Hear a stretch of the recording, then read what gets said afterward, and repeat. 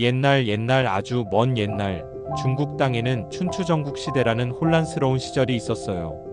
온 세상이 전쟁터나 다름없었고 사람들은 굶주림과 싸우며 하루하루를 겨우 버텨냈죠.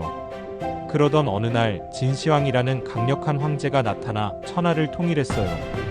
그는 도로를 만들고 문자를 통일하는 등 여러 가지 개혁을 했지만 그의 가혹한 법과 엄격한 통치로 백성들의 삶은 여전히 힘들었어요.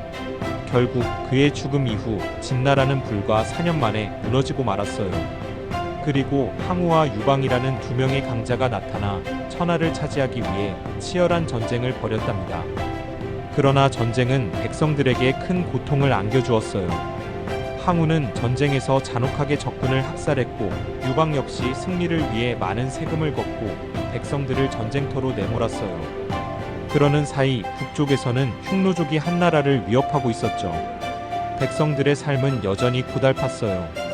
결국 긴 전쟁 끝에 유방이 항우의 초나라를 무너뜨리고 마침내 한나라를 세웠어요. 이후 얼마간은 혼란이 계속되었지만 시간이 지나면서 나라는 점차 안정을 찾았답니다. 특히 한나라의 5대 황제 문제와 6대 황제 경제는 백성들이 보다 윤택한 삶을 살 수 있도록 많은 노력을 기울였어요. 백성들이 세금에 허덕인다고? 문제는 눈살을 찌푸렸어요. 그럼 당장 줄여야지. 그리고는 세금을 확 낮춰버렸어요. 우리 창고엔 곡식이 넘치는데 백성들은 배를 골고 있다니. 이게 말이 돼? 경제는 나라의 재산을 쌓아두는 대신 백성들에게 혜택이 돌아가도록 했어요. 나아가 문제와 경제는 절약의 대가였어요. 문제는 화려한 궁궐 대신 검소한 궁을 사용했고 경제는 허리띠조차 낡은 걸 메고 다녔어요. 신하들이 폐하, 새 옷을 입으셔야 합니다 하고 권해도 경제는 이거 아직 멀쩡하잖아. 아끼는 게 나라를 부유하게 하는 길이야 라며 고개를 저었어요.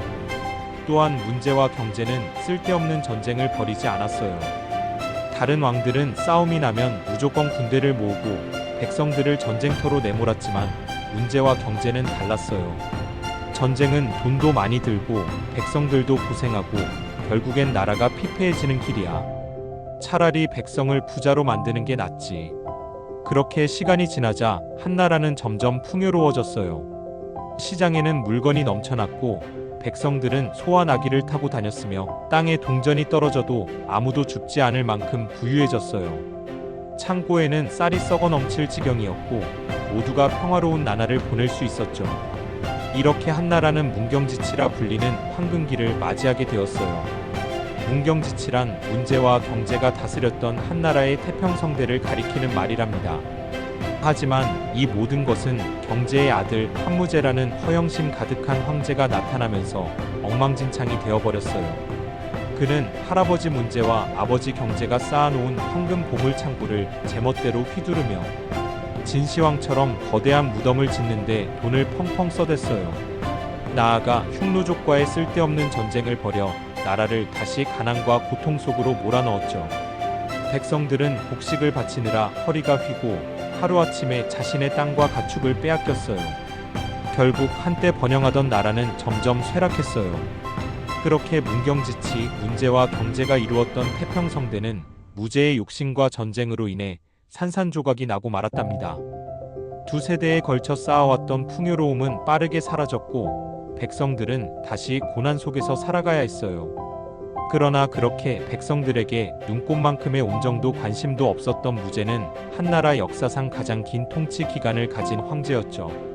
현대에는 영토 확장과 중앙집권 강화 등의 업적 때문에 무제를 높게 평가하는 의견도 있지만 그의 장기 집권이 당시 백성들에게 커다란 희생을 요구한 것도 사실이랍니다. 문경지치, 그럴문, 벽경, 갈지, 다스릴치, 한나라 문제와 경제의 치세를 일컫는 말로 태평성대를 가리킴. 문경지치.